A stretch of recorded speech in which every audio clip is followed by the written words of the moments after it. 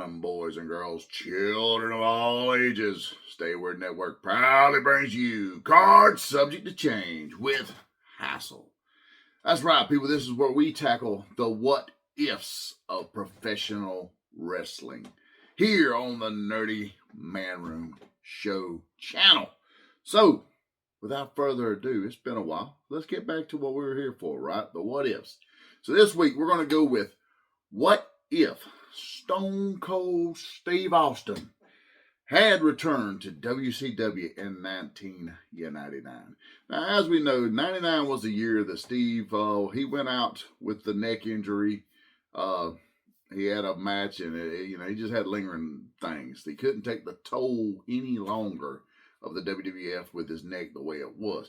Now, he has said on multiple occasions he wished he'd have had the more invasive, I guess, surgery that Kurt Angle had, where it went in the front versus the back, like he had a fusion, which, shortened his career tremendously, to where Kurt, he went out through the front with an experimental deal. It worked out really well for him, and he had a high quality of life, and, well, maybe not now, but, that's because he abused himself quite terribly afterwards. But, nonetheless, what if Steve had opted to have the quicker healing and the more from the front deal and leave the WWF, opt for the lower, the less physical style of the WCW, the less demanding, grueling schedule? So what we're going to do is we're going to go with SummerSlam 1999. That is his last match. He will drop the title to Mankind in a triple threat match with Mankind, Triple H, and Ventura as the special guest referee. We still have that. That's going to be his last match. He's going to have the surgery, take a few months to heal up before debuting in WCW. Halloween Havoc, October 24th, 1999. WCW champion Sting versus Hulk Hogan. Now, this was that bullshit Hogan-Sting finish. Sting was in the middle of a just terrible heel run. It didn't work. It didn't click with the fans. The fans hated it. I mean, he's Sting. We didn't want to see him as a heel. It worked for Hogan. It did not work for Sting. We still loved the guy then. We hated Hogan. Hogan was already back in the red and yellow at this point, and it was just a weird, funky finish where Hogan comes down to the ring and lays down, and Sting covers him, and I don't know. They done the bash at the beach with Jarrett Hogan before Jarrett Hogan done it. Maybe that's what made the Jarrett Hogan one even worse, because we done seen this shit by then. J.J. Dillon comes out and declares Sting will defend his title tonight and give the fans what they paid for, as well as Hogan would be suspended for his lack of professionalism. Hogan and Sting are both arguing J.J. Dillon when the glass shatters, and down comes Steve Austin.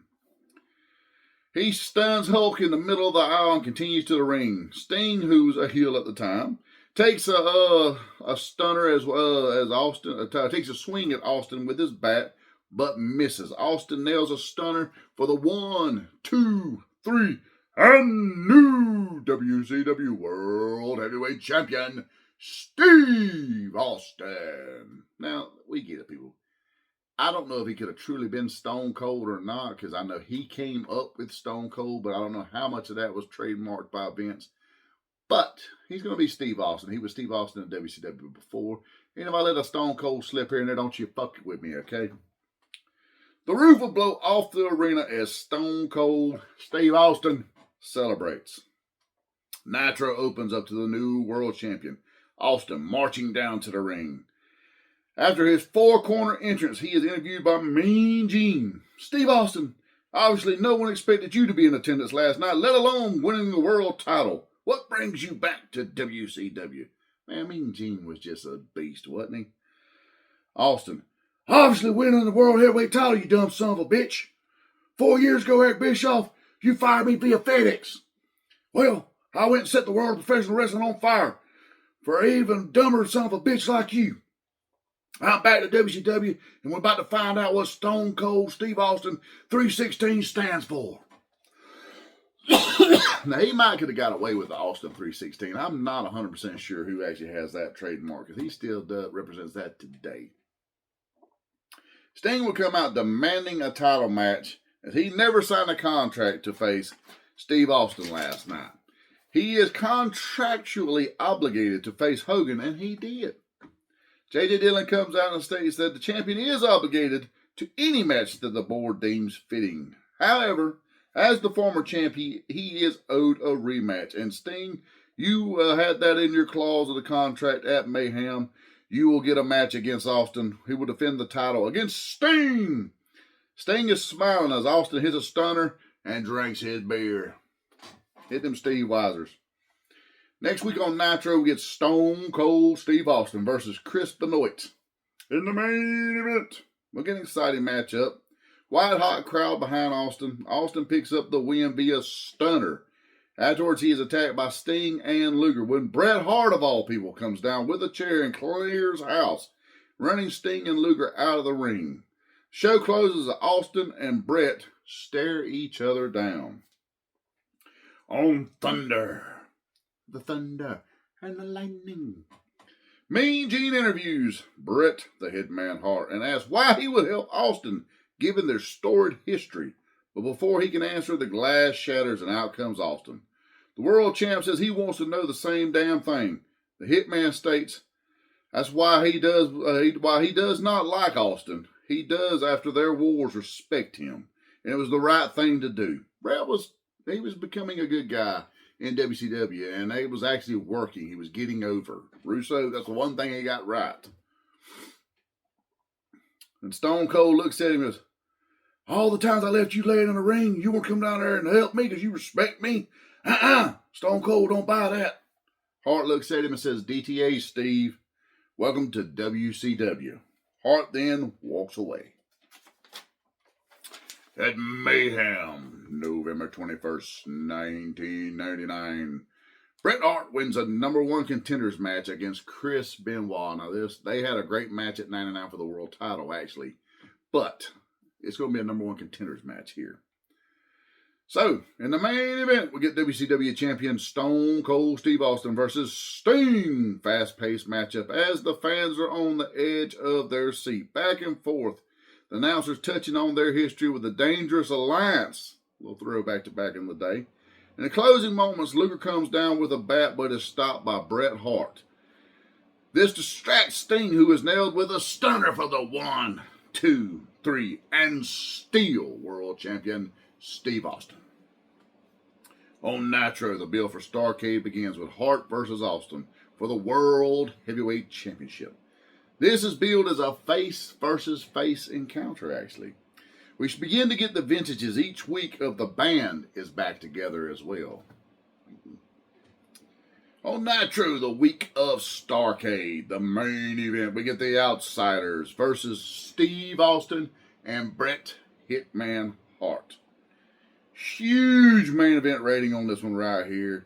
This will be the tide turner that puts WCW back in contention during this time where they had kind of been teetering. Great tag team psychology from all four men, as all four men were great tag team technicians, actually. In the closing moments of the match, when Hall dodges an attack from Austin, sending him colliding into Hart, the two begin to argue, and Austin stuns Hart, leaving him laying in the ring for the Outsiders to pick up the pin and the win. Starcade, December 19th, 1999. Now, we know this Starcade. This is the one where Bill Goldberg, he does his goofiness and ends the career of the Hitman effectively. So since we're not having Bill Goldberg versus Bret the Hitman Hart, we got two technicians that have one of the greatest matches of all time at WrestleMania 13 in a great rematch. Bret, your career is going to continue on. I continue to help you each and every episode, my man. WCW champion Steve Austin versus Bret Hitman Hart. The building is electric as we get that WrestleMania 13 rematch for the big gold. This match starts at 100 miles an hour with both men pulling out all the stops. Back and forth action. Tons of false finishes. Hall and Nash make their way down for the match and watch from ringside. The action continues as Austin goes for a stunner and Hart counters with a sharpshooter. But Austin gets to the ropes. Eventually, both men are brawling back and forth when Hall grabs the ref's attention, and Nash goes to swing the bat at Hart, but who ducks and he nails and hits Austin instead. Hart covers Austin for the 1, 2, 3, and new WCW champion, Bret Hitman Hart. This will be Bret's first WCW championship. As he celebrates, both Hall and Nash walk away looking pissed, and the brain would allude that they were there to help none other than Steve Austin, another former WWF guy. On Nitro, the new WCW champion Bret Hart comes out and declares that he did not want to win the title that way. He wanted to win it with honor last night. But it seems like the Outsiders and Austin had different plans, had they not backfired. Austin would then have screwed the Hitman out of the title. The glass shatters and down comes Austin. Shit, man, I don't know what you're spewing out here, but I ain't have anything to do with Hall and Nash, and I don't need them to kick your ass. How about you prove you're honorable and defend my title right here tonight and give old Stone Cold a shot? The Hitman will look at him clear and dead in the eyes and say, you're on. Austin stuns Hart and leaves him laying in the ring. Hall and Nash are at the top of the ramp and allow him to walk by after that with a clap of hands. In the main event, WCW champion Bret Hitman Hart versus Stone Cold Steve Austin in a no disqualification match. We get war erupting as soon as the bell rings. Non-stop action back and forth. These two, man, they had amazing chemistry. Go back and watch those matches. They will beat anything today, even an Omega Okada match. Destroy it. Brawl for all, so to speak. Hall and Nash make their way down to ringside again, drawing the Hitman's attention, while Austin is waiting to in the wings with a stunner on Hart. As soon as he turns around, out of nowhere, Jeff Jarrett bashes Austin over the head with his guitar. Bret smiles and covers Stone Cold for the 1, 2, 3, and still WCW champion Bret Hitman Hart. Hall and Nash climb into the ring, and all four men to sweep one another. The Brain, Tony, are you seeing what I'm seeing? Shivani, I sure do. Oh my God, Brain. Hall spray paints Austin with the NWO. Hall looks at the camera and says, we told you, the band is back together. The NWO is back. And on this time, we don't have all the injuries. Bret was the linchpin of this right here. He's not hurt. This is going to work this time. On Nitro the next week, NWO come out and reign supreme as they hold the tag titles, the U.S. title, and the world title. Bret Hart blasts the fans as stupid Americans, declares that he beat Austin twice now for the WCW title, and says Austin will not get another shot. Austin comes out and calls Hart a coward. Says that he hid behind the Hart Foundation in the WWF, and now he's hiding behind the NWO. But either way, all he got was a can of whoop ass for both of them coming. And that's the bottom line, because Stone Cold said so. In the main event, we get Steve Austin versus Scott Hall. Solid match right here, because we could have checked egos at the door this go around. So these two would have been able to compete and have the match we should have got at WrestleMania 18. Hall holds his own, but is nailed with a stunner for the 1, 2 NWO interference. You know how this goes, people. The NWO put the hurt on Austin. Then out of nowhere, Goldberg comes down to the ring to make the save and close the show. Bill Goldberg. On Thunder, Bret and Nash are interviewed by Mean Gene. Bret runs Austin and Bill Goldberg down and states that it's sold out. Austin and Bill Goldberg will challenge the Outsiders for the WCW World Tag Team titles. Nash doesn't look too happy about this, but Bret's the leader. That's sold out. WCW World Tag Team Champions, the Outsiders, versus Steve Austin and Goldberg. The arena is electric for this one right here. We actually get a great match with the Outsiders looking dominant as they isolate Austin for most of the matchup. Goldberg makes the hot tag and puts things on the tag champions.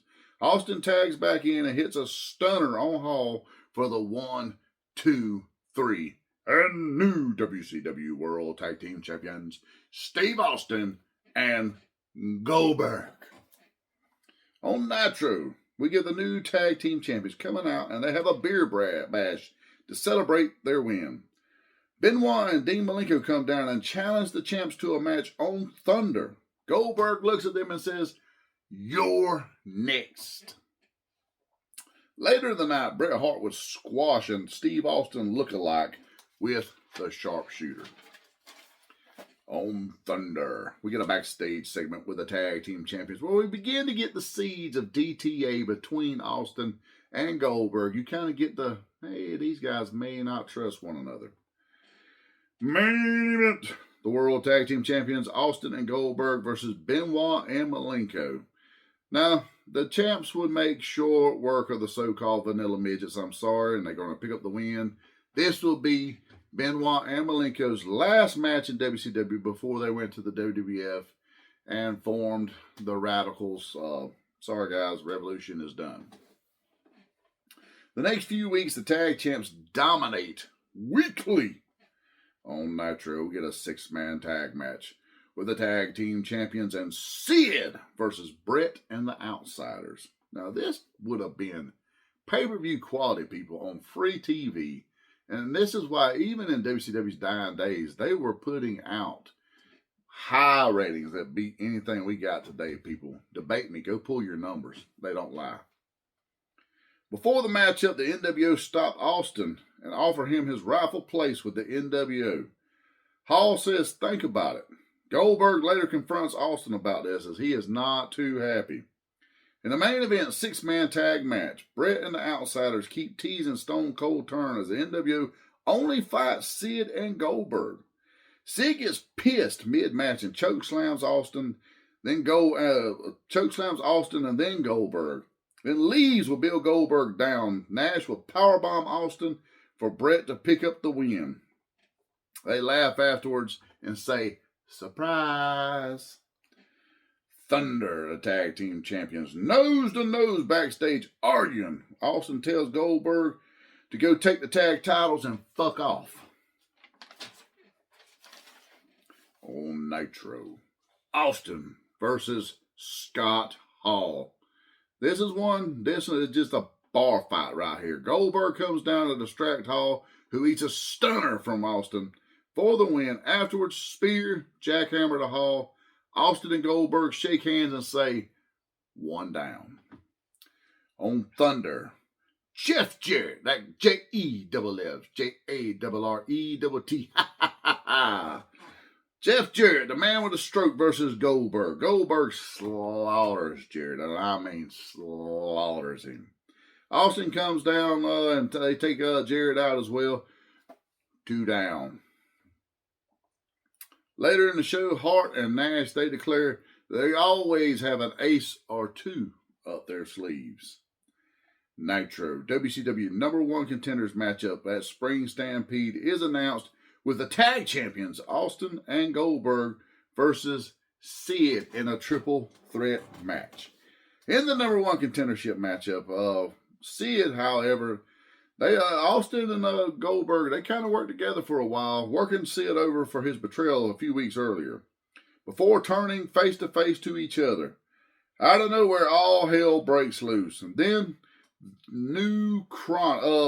out of nowhere, Chronic takes Goldberg out, and Stone Cold is powerbombed by Sid for the win and the #1 contendership matchup at Spring Stampede. Spring Stampede, April 16th, 2000. WCW Tag Champions Austin and Goldberg versus Chronic. Kind of mediocre match. Let's just be honest here, people. Chronic had an amazing look, but they were kind of mid in the ring. As you would expect. Jeff Jarrett returns and nails Goldberg with the guitar while Chronic put their finisher on Austin to win the tag team titles. Bret would also go on to lose to Sid when Austin would nail him with a chair as he had Sid in the sharpshooter. He done this once before, people. This is how Sid won a WWF championship. On Nitro, it opens as Austin and Goldberg in the ring for a great promo with one another. When Austin would stun Goldberg, leaving him laying. DTA mofo. On Thunder, it is announced that at Slamboree 2000, it will be Bill Goldberg versus Austin in a Falls Count Anywhere matchup. WCW Champion versus Bret will also be the match on the next Nitro. In that matchup, we get a solid match as the Hitman carries Sid. Austin comes down to screw Bret again, but Goldberg stops him as they begin to brawl. The new U.S. champion Scott Steiner, however, comes down and nails Sid with a lead pipe for Bret to regain the WCW champion. Big Papa Pump is NWO for life as Bret, Jarrett, Steiner, and Nash celebrate. At Slamboree 2000, we get Steve Austin versus Bill Goldberg in a Falls Count Anywhere match. Surprisingly good match as Austin takes Goldberg down into the deep water. Tons of 2 3/4 counts as both men have the heart of a champion. Eventually, Austin lands 3 stunners on Goldberg and picks up the pinfall victory over the unstoppable Goldberg. Goldberg didn't do many jobs back then, people, but he just done one for Steve Austin. Nitro would open with Steve Austin coming down for a promo with Goldberg, and then when Goldberg comes down and says that while their time may be over as a alliance, he does have respect for Austin after their match last night. He shakes Austin's hand.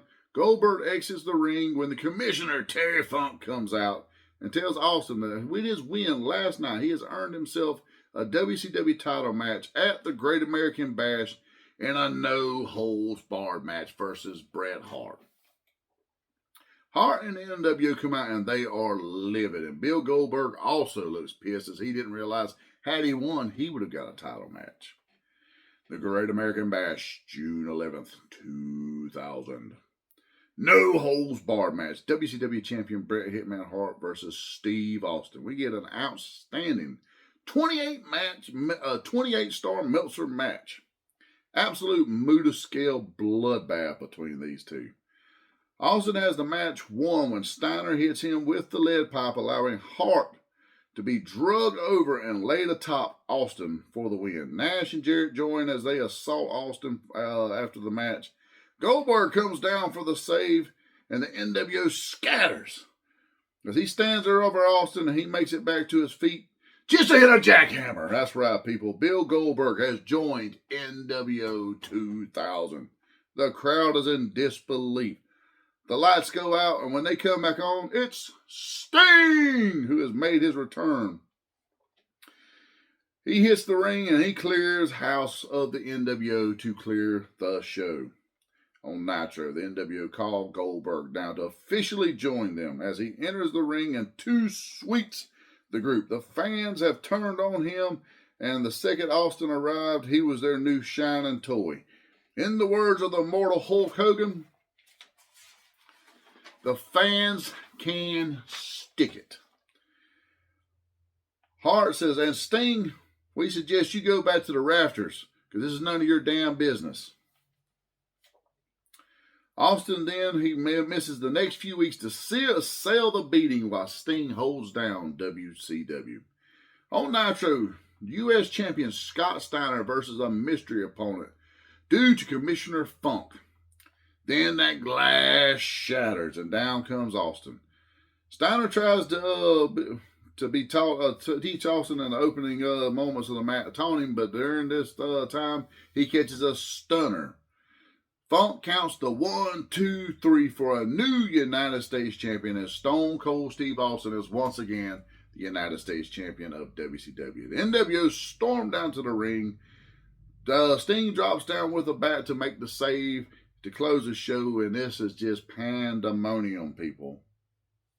It is announced that at Fall Brawl, in a War Games, the match beyond, it will be Team NWO, Bret Hart, Kevin Nash, Scott Steiner, Jeff Jarrett, and Bill Goldberg versus Team Austin of Stone Cold, Sting, Booker T, Mike Awesome, and Terry Funk, the Funker himself. And we're going to show Mike Awesome a little love here. I thought he could have done so much in WCW.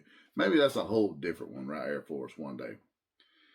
On Thunder, we get Booker T versus Jeff Jarrett for the advantage at War Games. Solid matchup, but due to Bret Hart interference, Jarrett picks up the win for the Team NWO advantage. Fall Brawl, September 17th, 2000. Team Austin versus Team NWO. Booker T and Steiner started off. We get great pacing until Jarrett comes into the match, and then the 2-on-1 begins. Out for the next for Team Austin is Sting, and he kind of evens it up there, taking control. Then the big man Nash is in next, and it gets ugly until Terry Funk shows up with a flaming branding iron, people. Come on, man. He was gold. Even in his older years, he was just absolute gold. Goldberg comes in, and he is just a house of fire. Bad guy or not, Goldberg was a beast during this era. Then it gets even when Mike Austin comes out, and the NWOs, they begin to take control by this time. By the time Hart is in there, it's just ugly for our heroes. Then the glass shatters. Austin comes down with a chair to clean house, even in the odds, as the match beyond is fully underway. This one is fun. Eventually, none other than Booker T would get the win over Bret Hart with a bookend for Team Austin to be declared the victors. As Team NWO crawl off, Booker T would pose with the world title as if he had won it. Hart is pissed on the outside of the ring. We begin our Halloween Havoc build. Booker T versus WCW champion Bret Hitman Hart is announced, as well as a U.S. Championship match, ladder match versus Steve Austin and Bill Goldberg. Next week on Nitro, the week of Halloween Havoc, it is Austin and Sting versus Goldberg and Nash. We get a great match to close the show with Sting picking up the win when Goldberg accidentally spears Nash. The NWO is infighting to close the show, people. Halloween Havoc, October 29th, 2000. WCW U.S. title ladder match. Steve Austin versus Goldberg. Now, this is a Pier 6 brawl with little use of the ladder until late in the match. Goldberg goes for a spear, and Austin, who moves, is sending Goldberg into the ladder that has propped up in the corner. Austin begins to make his way up the ladder when Goldberg shakes it off, because he could do that sort of shit back then. He would shake it off and begin to climb the ladder himself. He would spear the ladder and then send Austin down to the floor. Both men are down at this point, though. When Nash comes down, he hits the jackknife. He then jackknifes Bill, but turns to a stunner from Austin. Austin hits not one, but two stunners on the jackknifed Goldberg, who is K the fuck O'd at this point right here. Austin ascends the ladder to win the match, retaining his U.S. title. The beer bash ensues. In the main event, Booker T would win his first of five WCW World Heavyweight Championships from Bret Hitman Hart when Austin would stop Steiner and Jarrett from interfering. The NWO completely implodes to end the show as a new WCW champion drinks beer with the current U.S. champion Stone Cold Steve Austin. Now, this would be the end of Steve's first year inside of WCW. He's won the World Heavyweight title, he's won the tag titles, and he's won the U.S. title, and he's had prominent feuds throughout the entire thing. How do you think he would go from 2000 to 2001 there? Let's face it, he could have got a little longer in the tooth there with the more lax schedule, the lack of house shows they done there. Because, I mean, he would be committed to very little more than TV, honestly. I'm sure he would do a handful of house shows here or there. But we could have had Brett for much longer this way because he doesn't have to feud with Goldberg. We could have had Austin, no telling how many more years, because he still had a lot left in the tank, I think. And with that schedule there, who knows? Hogan was returning during this time right here. Maybe we wouldn't have got that bullshit with the Hogan Jarrett deal. Jarrett was starting to emerge as a top heel. We got Booker T finally breaking that glass ceiling. I would have loved to have seen a WCW booked Booker T versus Steve Austin. That would have been really fun. It would have been that grocery store bullshit we got. But these are the questions we ask here each and every week on Card Subject to Change. Drop a comment below. Let me know, do you agree, do you disagree? Do you like what you see here? What are some future shows you guys would like to see me tackle? I apologize for the fact that it's been several weeks, guys. I had a death in the family. We lost my mother. But I'm back now. I am here. We're going to be a little more structured and moving forward. So thank you guys for bearing with us during this time of difficulty and loss. So with that being said, at the end of the day, you got to always remember that the card is always subject to change.